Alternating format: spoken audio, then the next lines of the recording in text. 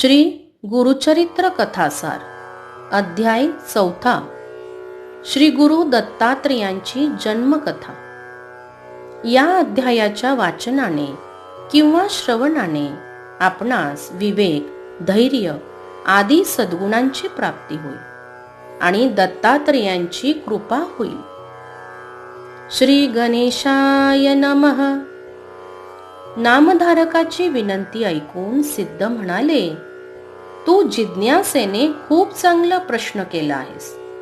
तुझ्या प्रश्नामुळे ती कथा मला साद्यंत आठवत आहे। मी तुला अत्री ऋषींची सृष्टीच्या उत्पत्तीपासूनची समग्र कथा सांगतो, ती तू लक्षपूर्वक ऐक। सृष्टीच्या उत्पत्तीपूर्वी सर्व जलमय होते। नंतर त्यात हिरण्यगर्भ निर्माण झाले। हिरण्यगर्भ म्हणजेच रजोगुणापासून उत्पन्न झालेला ब्रह्म, त्याला ब्रह्मांड असेही म्हणतात। पुढे त्याची 2 शकले झाली, आकाश आणि भूमी। ब्रह्माने त्यामध्ये 14 भुवनांची रचना केली। 10 दिशा, काळ, मन, बुद्धी, वाणी आणि काम क्रोधादी षड्विकार उत्पन्न केले। मग त्या सृष्टीची आणखी विस्तृत रचना करण्यासाठी मरीची, अत्री, अंगिरस, पुलत्स्य, पुलह, क्रतु आणि वसिष्ठ असे 7 मानसपुत्र निर्माण केले। ते सप्तर्षी म्हणून प्रख्यात आहेत। अनुसया ही अत्री ऋषींची पत्नी, तीच जगज्जननी जगदंबा। ती अतिशय सुंदर होती, महान पतिव्रता होती। तिच्या पतिसेवेचा पुण्यप्रभाव इतका वाढला की त्या पुण्याईच्या बळावर ती स्वर्गाची स्वामिनी होते की काय अशी देवांना चिंता वाटू लागली। तेव्हा इंद्रादी सर्व देवांनी ब्रह्म, विष्णू आणि महेश या त्रिवर्गाची भेट घेतली। त्यांना अत्री आणि अनसूयेची सर्व हकीकत सांगितली। इंद्र म्हणाला, अत्री ऋषी हे थोर तपस्वी आहेत। त्यांची पत्नी अनसूया मोठी पतिव्रता आहे। ती काया, वाचा, मने तत्परतेने पतिसेवा करते। आलेल्या अतिथींचे पूजन करते, कोणालाही विनमुख पाठवित नाही। तिचे अलौकिक आचरण पाहून सूर्यही घाबरतो। तिला त्रास होऊ नये म्हणून मंद उष्णता देतो। तिच्यासाठी अग्नी शीतल होतो, वायू सौम्य वाहतो। तिच्या पावलांना त्रास देऊ नये म्हणून भूमी मृदू होते। तिला उपद्रव झाल्यास ती शाप देईल की काय अशी आम्हाला सतत भीती वाटते। आमच्यापैकी कोणाचेही स्थान ती हिरावून घेऊ शकेल असा तिचा पुण्यप्रभाव आहे। तिने एखाद्याला वर दिल्यास तो आम्हालाही मारू शकेल। तुम्ही यावर काहीतरी उपाययोजना करा, अन्यथा भविष्यात आम्ही सर्व देव तिचीच सेवा करीत आहोत असे दृश्य दिसेल। देवांचे गाऱ्हाणे ऐकून ब्रह्मा, विष्णू आणि महेश यांना राग आला। चला, आपण स्वतःच जाऊन तिच्या पातिव्रत्याची परीक्षा घेऊ।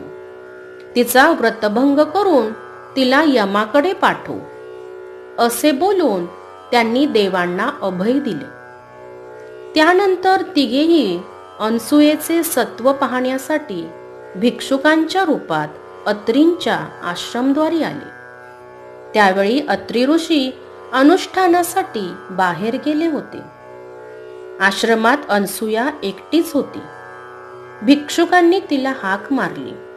ते म्हणाले, हे सती, आम्ही ब्राह्मण अतिथी म्हणून येथे आलो आहोत। आम्हाला भूक लागली आहे। तुमच्या आश्रमात नेहमी अन्न संतर्पण होते। तुम्ही अभ्यांगताला इच्छाभोजन देता अशी कीर्ती ऐकली आहे। तरी लवकरात लवकर इच्छाभोजन द्या, अन्यथा आम्ही विनमुख होऊन अन्यत्र जातो। त्यांची हाक ऐकून अनसूया बाहेर आली। तिने भिक्षुकांना वंदन करून आदराने आश्रमात नेले. त्यांचे पाय धुतले, बसण्यासाठी आसन दिले. अर्ध्य पाद्यादिक उपचारांनी त्यांचे स्वागत केले आणि म्हणाली, मी भोजनाची तयारी करते. आपण स्नानादी नित्यकर्मे उरकून या. भिक्षुक म्हणाले, आम्ही स्नान करूनच आलो आहोत. अत्री ऋषी येईपर्यंत थांबणे आम्हाला शक्य नाही. भोजन लवकर हवे. ठीक आहे, असे बोलून तिने पाट मांडले. अतिथींना पाटावर बैसविले. मग पात्रे मांडून वाढण्यासाठी अन्न आणले. तेव्हा भिक्षुक म्हणाले, हे सती, आम्ही तुझ्या सौंदर्याची कीर्ती ऐकूनच इतक्या दुरून आलो आहोत. तुझ्या हातच्या स्वयंपाकाची चव घ्यावी, त्याचबरोबर तुझे विवस्त्र सौंदर्य पाहावे अशी आमची इच्छा आहे. म्हणून तू नग्न होऊन आम्हाला भोजन वाढ. ते शक्य असेल तरच आम्ही जेवू, अन्यथा उपोषित निघून जाऊ. अतिथींचे बोलणे ऐकून अनसुयेला मोठा प्रश्न पडला. ती स्वतःशीच विचार करू लागली, हे ब्राह्मण अतिथी नक्कीच कोणीतरी महात्मे असावेत. माझे सत्व पाहण्यासाठीच आले आहेत. अन्यथा अशी विलक्षण मागणी कोण कशाला करील. हे विनमुख गेले तर पतीच्या आज्ञेचे उल्लंघन. विवस्त्र होऊन भोजन वाढावे तर पतिव्रतेचा धर्म मोडतो. बिकट प्रसंग आहे. मार्ग तर काढलाच पाहिजे. काय करावे. माझे मन तर निर्मळ आहे. आज माझ्या पतीच्या तपश्चर्येचीच परीक्षा आहे. तीच माझे रक्षण करेल. तिच्या पुढे मदनाचा प्रभाव पडूच शकत नाही. मग अतिथींच्या मागणीला होकार देऊन ती स्वयंपाकघरात गेली. तेथे विवस्त्र होऊन पक्वाणांची पात्रे उचलली आणि माझ्या पतीची तपश्चर्या श्रेष्ठ असेल तर हे तिन्ही अतिथी लहान बालके होतील असे म्हणून बाहेर आली. तर काय आश्चर्य, त्या भिक्षुकांची तान्ही बालके झाली होती. अनसुया क्षणभर घाबरली, अचंबित झाली. मग स्वतःला सावरून वस्त्र नेसून आली. ती बालके भुकेने व्याकुळ होऊन रडत होती. आता अन्नाची काय आवश्यकता. त्यांना हवे होते आईचे दूध. मातृसुलभ वात्सल्याने अनसुयेला पाहणा फुटला. तिने एकेकाला मांडीवर घेतले आणि स्तनपान करवून त्यांची क्षुधा शांत केली. धन्य धन्य ती अनसुया, धन्य तिचे पातिव्रत्य. तिच्या संकल्प सामर्थ्यापुढे ब्रह्मा, विष्णू आणि महेश्वरांचेही काही चालले नाही.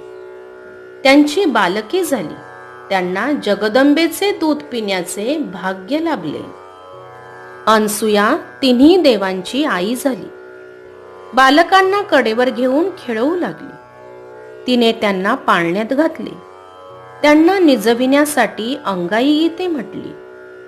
त्या गीतांमध्ये उपनिषदांचे अर्थ होते. बालके निद्राधीन झाली. मध्यान्ह झाली. अत्री ऋषी आश्रमात परतले.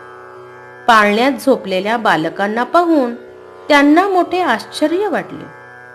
अनसुयेने त्यांना सर्व वृत्तांत सांगितला. अंतर्ज्ञानी अत्रींनी ओळखले, बालकांच्या रूपात हे ब्रह्मा, विष्णू आणि महेश्वर आहे. ऋषीवर्यांनी तिघांनाही नमस्कार केला. तेव्हा बालरूपी तिन्ही देवांना परम संतोष वाटला. आपले बालरूप तसेच ठेवून ते निज स्वरूपात प्रकट झाले. अत्री आणि अनसुया यांच्या अलौकिक आचरणाविषयी प्रशंसोद्गार काढून त्यांनी ऋषीवर्यांना वर मागण्यास सांगितला. अत्रींनी अनसुयेकडे सहेतुक पाहिले. तेव्हा ती म्हणाली, नाथ, हे तिन्ही देव तुमच्या भक्तीने प्रसन्न होऊन येथे आले आहेत. तुम्ही त्यांच्याकडून पुत्र मागा. अत्री म्हणाले, हे देवश्रेष्ठींनो, तुम्ही बाळरूपाने माझ्या घरी आलेलेच आहात, तर पुत्र रूपाने येथेच राहा. तेव्हा तथास्तु म्हणून हे तिन्ही देव निजस्थानी परत गेले. अत्री आणि अनसूयेने त्या बालकांचे नामकरण केले. बालरूपातील ब्रह्मा, विष्णू, महेश्वर यांची अनुक्रमे चंद्र, दत्त आणि दुर्वास अशी नावे ठेवली. काही काळाने दुर्वास आणि चंद्र मातेसन्मुख उभे राहिले. दुर्वास म्हणाला, मी तीर्थयात्रा आणि तपश्चर्या करणार आहे, मला निरोप दे. चंद्र म्हणाला, मी तारांगणात वास्तव्य करून तुमच्या चरणांचे नित्य दर्शन घेईल. शीतल चांदणे पसरवून सर्वांना सुख देईन. पृथ्वीवरील वनस्पतींचे पोषण करीन. विष्णुमूर्ती दत्त तुझ्यापाशी राहून तुझीच सेवा करतील. अनसूयेने त्यांना जाण्याची अनुज्ञा दिली. विष्णू दत्त रूपाने अत्री आणि अनसूया यांच्यापाशीच राहिले. ब्रह्मदेव आणि शंकर यांनी आपापले दिव्य अंश त्याच्या ठिकाणी स्थापन केले. तेव्हापासून दत्त हा अत्री अनसूयेचा पुत्र, श्री विष्णूंचा अवतार असूनही त्रैमूर्ती दत्तात्रेय म्हणून एकतत्वाने राहिला.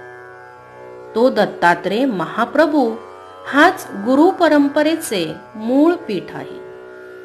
सिद्धाने नामधारकाला दत्त जन्माची अद्भुत कथा सांगितली.